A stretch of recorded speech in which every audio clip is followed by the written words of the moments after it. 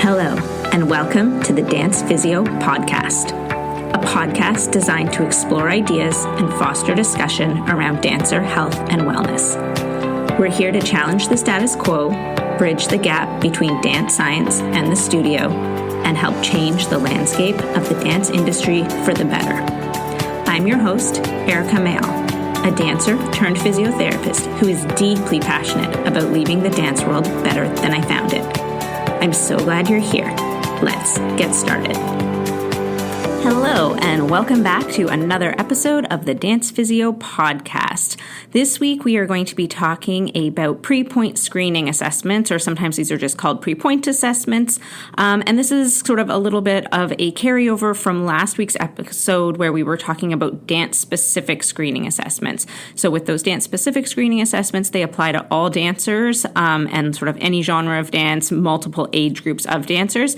And today, I want to dive a little bit more specifically into pre-pointe assessment. So these are specifically for your ballet dancers who are getting ready to progress on to training on pointe. So we're going to dive a little bit into sort of the who, what, when, where, why of pre-pointe assessments and sort of all of that stuff. I'm not going to go in that order specifically, but that's what we are going to dive into today. So I want to start out a little bit with almost the why of pre-pointe assessments. Why do we want to do this assessment? Why is it important for dancers to have this assessment done? And one of the biggest reasons is that we want to ensure that dancers who are progressing to pointe are truly ready to be progressing to pointe work. Historically, I'm sure those of you in the dance industry are aware that there used to be sort of these like arbitrary age limits, let's say, of like when we used to think that dancers were ready to progress to pointe. So it was like, all right, as long as you're dancing at the correct level and you've sort of reached, a lot of times it was this like magic age of 12 years old, then teachers would sort of deem you ready to start pointe work and people would automatically get their pointe shoes kind of in whatever level they happened to be dancing at when that was kind of the age that they were.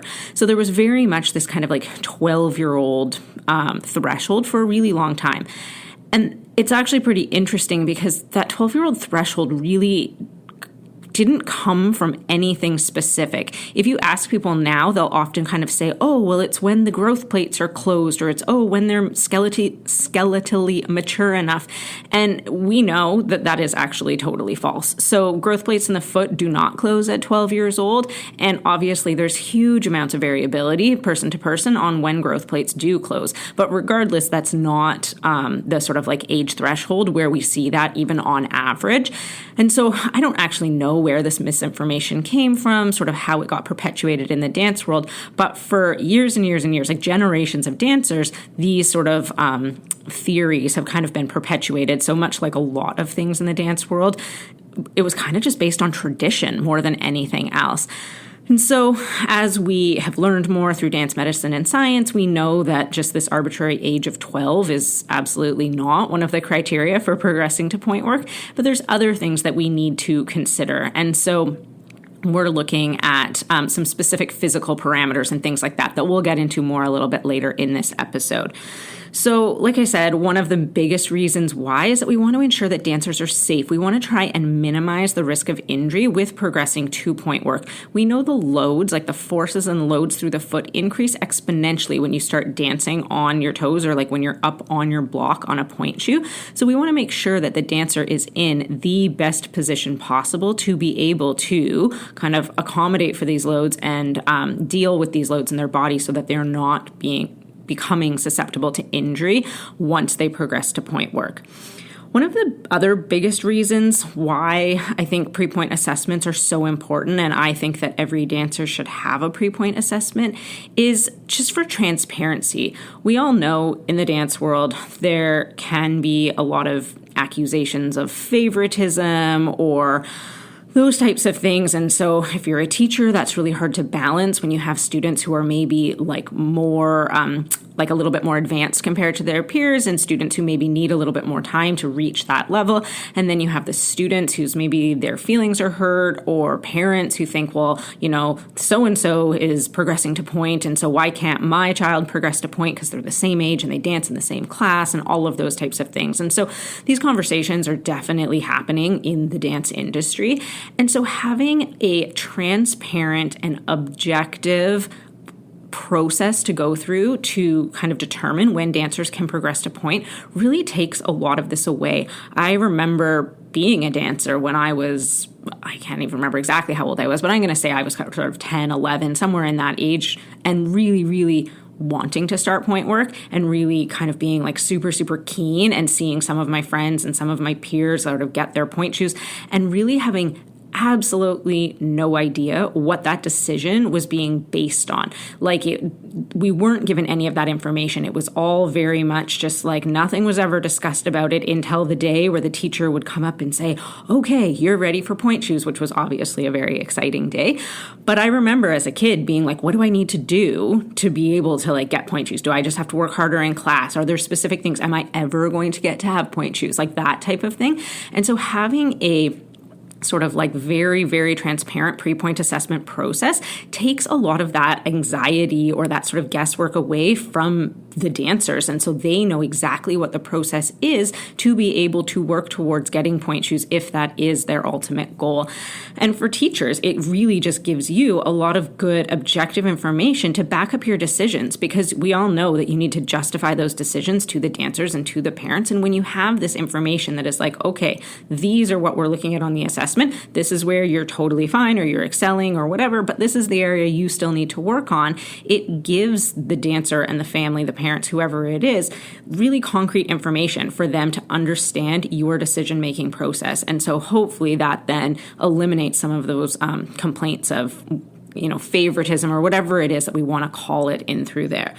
So I think that having, like a very, very transparent process really is important for everybody that's involved to understand what is kind of going to be happening as dancers are progressing through this sort of pre-point transition time. In terms of thinking about the who of like, who are we assessing for pre-point, it used to traditionally just be female ballet dancers that did point, but we're seeing more and more this trend for like male ballet dancers to also want to do point work as well. And so I think, again, these are conversations you need to have with your dancers if that is something that they are wanting to participate in, and not just automatically excluding the boys from pre-point assessment stuff if that is a goal that they have. And there's some different considerations for female versus male dancers when we're looking at pre-point assessment. But overall, I think we need to think about assessing all of our ballet dancers who are at that level for point readiness. And to be honest, a lot of these assessment tasks, whether a male dancer is ever going to do point or not, these assessment tasks give us some really useful information that might tell us things about other areas of their dance. So much like when we were talking about just general dance specific screening assessments in the last episode, that's episode 3. If you haven't listened to it yet, you can go back and listen to it. Much like we were talking about that and how it gives us information for performance enhancement, pre-point assessments can do a lot of the same thing. And so we can actually look at, okay, are there areas that this dancer needs to improve on, regardless of whether they actually want to do point work or not. So I truly think that every dancer who is doing ballet and sort of reaching that level should have a pre-point assessment done, more so, again, just for the information than to really, really decide yes or no whether they're starting point or not. Some of those dancers are absolutely going to want to start point, and some of those dancers may never want to do point. If you have more competitive dancers who really, they are much more interested in, say, jazz or hip-hop or things like that, but they take ballet classes, they may never want to do point, but I still think there's value in them going through a pre-point assessment if their classmates are also doing it at the same time, and maybe some of them progress to point and some of them sort of don't progress to point. So in terms of the timing of when do we want to do these pre-point assessments? So we have our dancers, and obviously we're not doing these with really little kids in ballet. And so there has to be a time where it's okay, when do we start looking at this process? And what I see in the dance world is often this process is maybe not started early enough. I think a lot of teachers start to think about point assessment or point readiness, if we want to call it that, kind of around the same year where they think the dancer might be ready to start point. So if you're following a syllabus in terms of whether you're doing RAD or ISTD, a lot of times that ends up sort of being somewhere around intermediate foundation or just before that, because then there starts to be point work incorporated into their exam work. And so teachers are okay, we need to start to think about this or address this.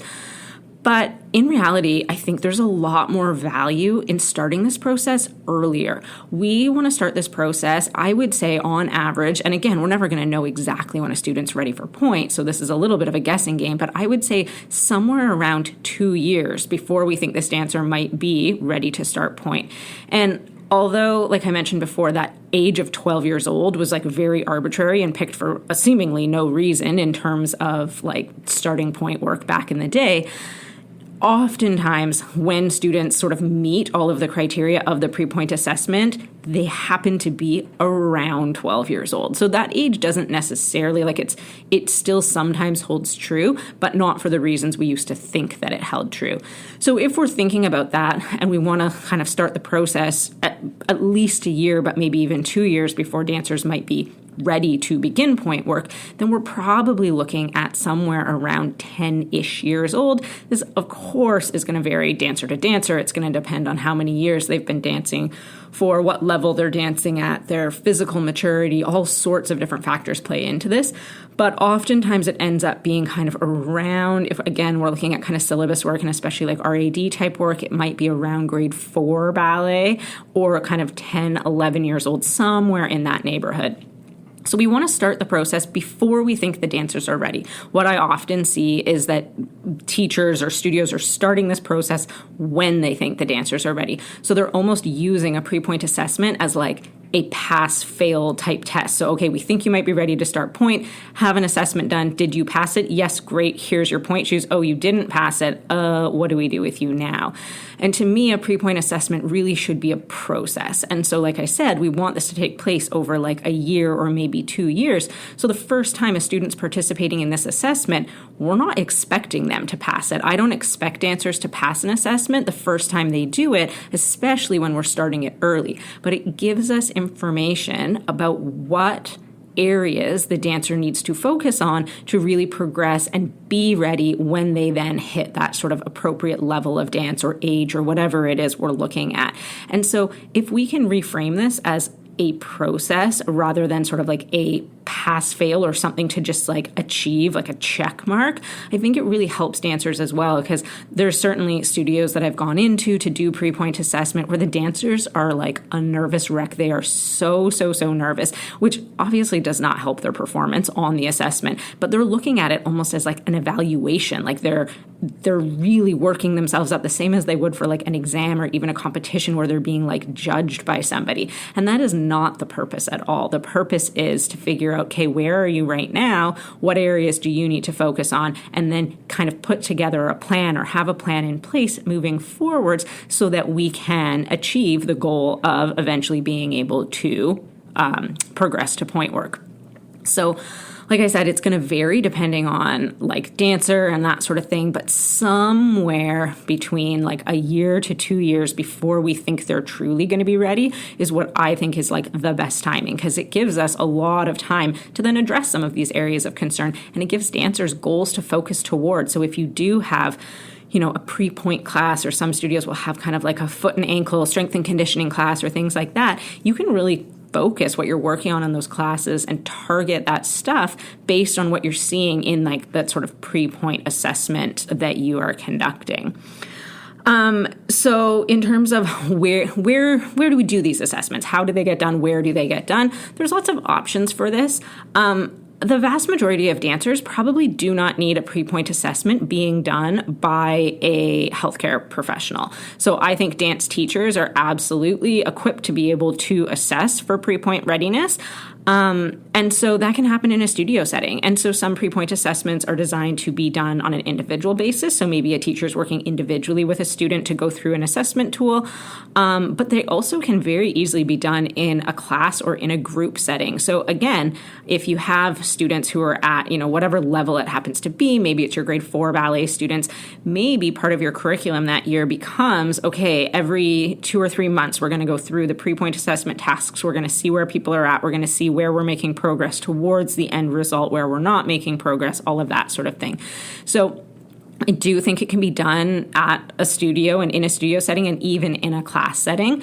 There are, however, dancers that probably do need a more specialized or in-depth assessment done by a healthcare professional. So if you are a teacher and you have students who you have concerns about, maybe especially sort of structural concerns. These are often the students who get referred to me for pre-point assessments in the clinic as teachers where they're like, I just don't know if their ankle structure is ever going to allow them to like fully get up onto their box, or things like that. Things where there's maybe sort of more anatomical concerns than your average dancer.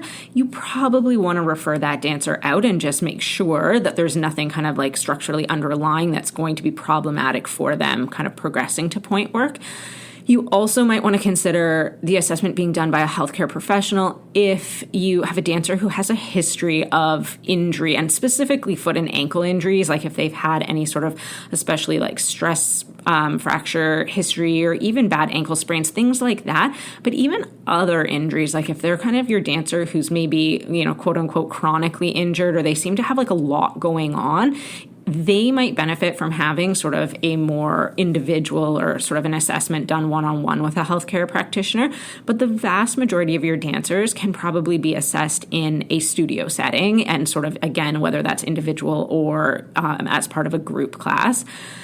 I will also just say that there are studios that I work with who choose to bring in healthcare practitioners into the studio to do the assessments, to add another layer of objectivity to their assessment process. So there's studios who, for whatever reasons, and again, we know that dance can be a little bit political and there can be a lot of different dynamics that are going on behind the scenes.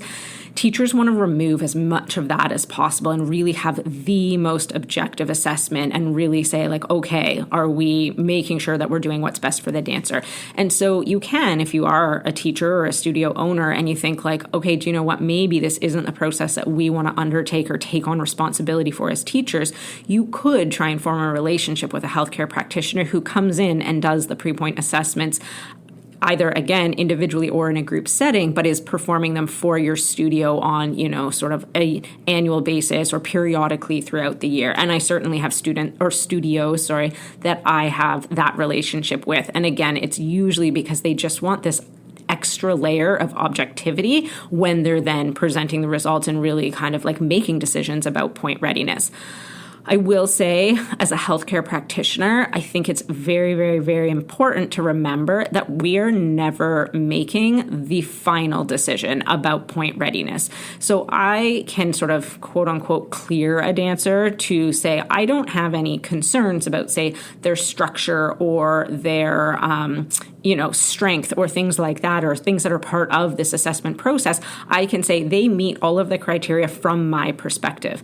But that final decision is always going to rest with the dance teacher, because I don't see the dancers in a classroom setting. And there's a lot more that goes into point preparation besides just the physical side of things. So we need to make sure that we have a dancer who has the work ethic that's required to progress to point. It is quite common that you see dancers who might excel on like an assessment task. They kind of like bring out their best selves and they might kind of like ace it. But in class, they really, really don't have the work ethic. And maybe they tend to be the student who's goofing off all the time, not paying attention and things like that. And that's really not going to be conducive to sort of point readiness. So we want to make sure that they have the work ethic in class. We want to make sure that they are, taking the appropriate number of ballet classes. Like generally, we don't recommend point work for a dancer who's maybe doing 45 minutes of ballet technique a week just to supplement their other like competitive dance styles that they're doing.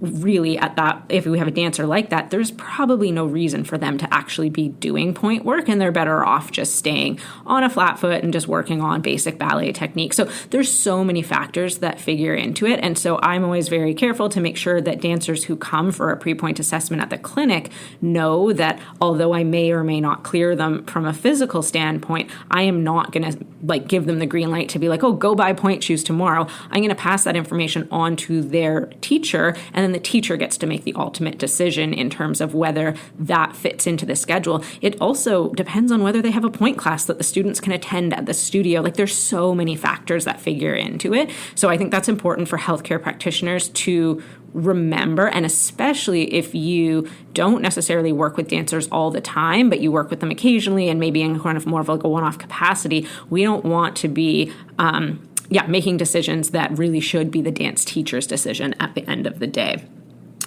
And so finally, we're going to come into sort of like what of the pre-point assessment process. So what are we looking for? What are the components of a pre-point assessment? And there are various assessment tools available. Again, similarly to the dance screening assessment, I use my own pre-point assessment that's sort of been compiled over the years and based in different research of kind of tasks that we look at in terms of what we're evaluating. So they might look different depending on where you're kind of getting that information from, but there's some key components we want to make sure that are included. So we're always going to be looking at range of motion of the foot and the ankle to make sure that dancers have adequate mobility to be able to achieve getting up onto their block and that sort of thing. So mobility is a component of our assessment. We're looking at strength and control, and so that is of various areas of the body. So a lot of times I think there's a misconception that we really just need to have strong ankles to be able to do point. But that's not entirely true. We need to be able to have good control of the intrinsic muscles of our feet. We need to have adequate strength at the ankle, but we also need to have strength and control through other areas of the body, through the lumbopelvic complex and through the core and the trunk and all of those areas in through there. So some of the assessment tasks are looking at that specifically. There's a couple of tests that have been researched and validated within the research. So when they've looked at all of the different things that we can possibly look at for like point assessment or point readiness, there's some sort of criteria that we know that if dancers can pass these tests, or conversely, if dancers do not pass these tests, those dancers are more likely to be injured or to be considered not ready to start point work. And so the three that have been the most well-researched are the topple test, which is essentially a single pirouette, more or less. So it's a turning test. So we're looking at the topple test. That's obviously incorporating like dynamic trunk stability and all sorts of different things. The airplane test is probably the test that has been the most well-researched. If you're not familiar with that, you can Google it for sure. There's definitely little video demonstrations. I will maybe try and do a social media post just like very briefly of like what the airplane test looks like so people can kind of see what that is. So I will see if I can put that up on Instagram over the next little bit. And then a single leg hop test. And so that test is done in parallel, and it's just literally a single leg hop test. Those are the three tests that have been the most well researched for pre-point readiness. The other test that there's been a lot of research done on, and not just specifically to pre-point readiness, but to other sort of foot and ankle injury statistics and things like that in the dance world, is a single leg rise test as well. So that's a huge component of our pre-point assessment, is that we need dancers to be able to achieve 25 single leg rises in parallel on each side for them to meet that sort of like minimum standard. And so again, there's more tests than that on the pre-point assessment, but those are the ones that have been the most well-researched and kind of have the most validity in terms of when we look at reliability and that sort of stuff with the research in terms of the pre-point assessment tasks. If you are interested in like specifically exactly what a pre-point assessment kind of might look like, I do have a pre-point assessment toolkit available as a digital product on my website. And this is designed for dance teachers. So it's not necessarily designed for parents or for dancers, but for dance educators. If you're looking to implement a more structured pre-point assessment program within your studio, this is a really, really good resource. It goes through every one of the tests that is included in my pre-point assessment. So there's little video demonstrations of like what you would be looking for on the test and what would be considered a pass and what would be considered a fail and all of that kind of stuff. So it walks you through all of the tasks, and then has like printable PDFs of like the recording sheet. So there's one that's if you're doing it in a group setting, so you're doing it as like a class, and you can use that record sheet to sort of assess a bunch of dancers all at once. And then there's one that's also an individual assessment sheet. So if you were doing it on a more one-to-one basis with your dancers. So if that's something that you are interested in looking at, you can find it on my website. Again, there's a tab that's resources for dance teachers at allegroperformance.com. I will also drop the link to that in the show notes, so you have access to that as well. Like I said, there are definitely different screening assessment tools available out there. This is just the one that I use that's been developed over years.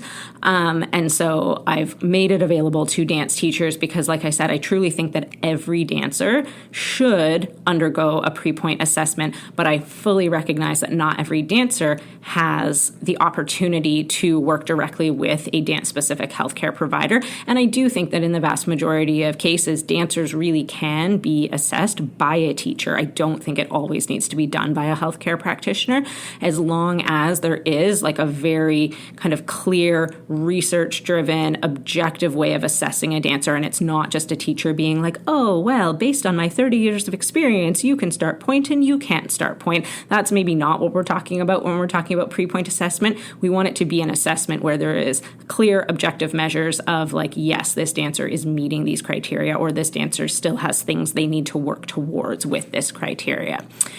So I'm going to wrap it up there. If you have any questions or want any further information about pre-pointe assessments and the process involved in those, please feel free to reach out to me. You can reach me on email or social media, Instagram, Dance Physio Erika. I am always happy to connect over these topics.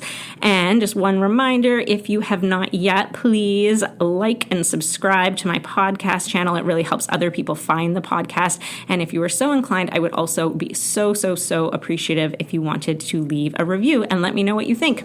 Thanks so much for listening.